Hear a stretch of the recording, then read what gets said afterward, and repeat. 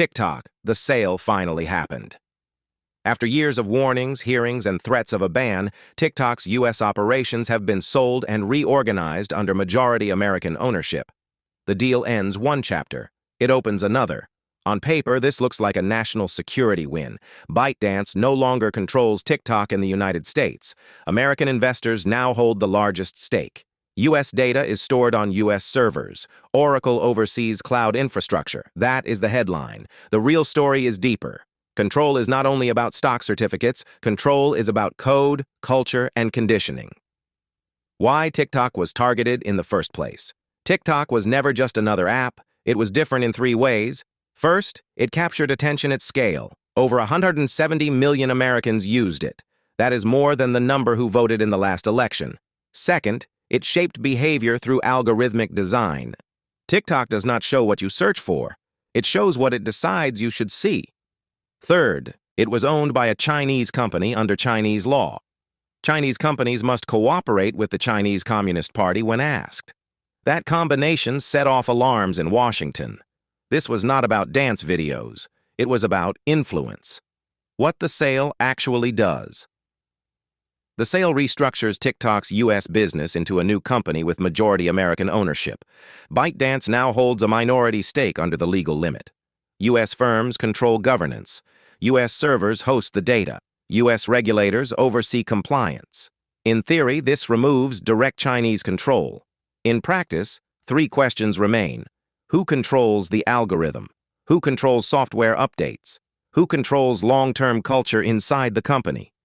Those questions matter more than stock percentages. The algorithm is the real asset.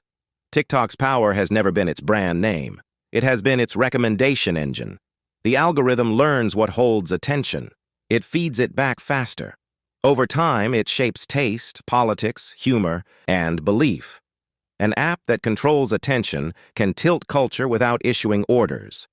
That is why governments worry about it. Influence does not need propaganda if it can guide emotion. If the algorithm still originates overseas or is shared through technical agreements, then the sale is only partial.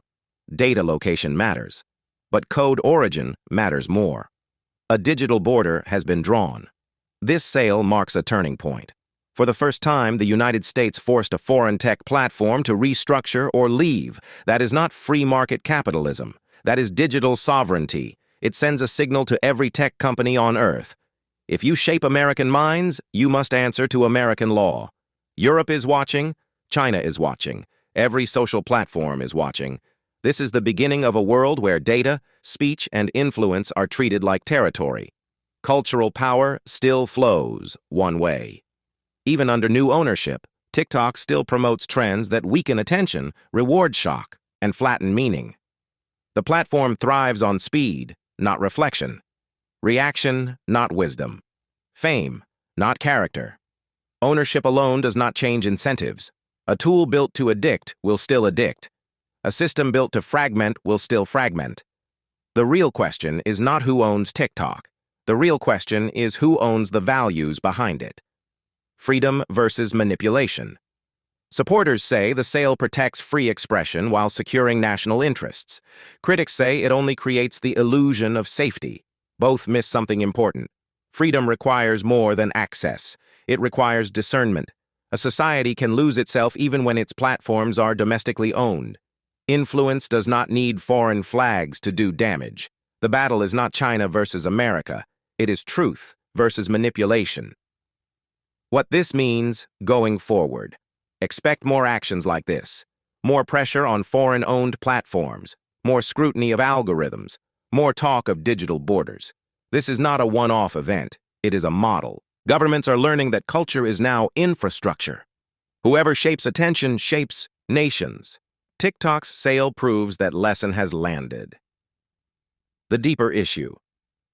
We keep arguing about ownership.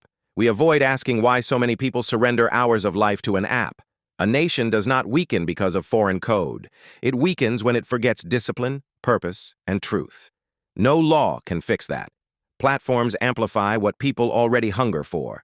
If a society craves noise, it will get noise. If it craves meaning, it will demand better tools. Final thought. TikTok has been sold. That solves one legal problem. It does not solve the moral one. We protected data. We have not protected attention. We secured servers. We have not secured souls. Technology will always follow power. Culture will always follow belief. The real sale that matters is not TikTok's stock. It is whether we sell our judgment along with our time, and that decision is still ours. Thanks for watching.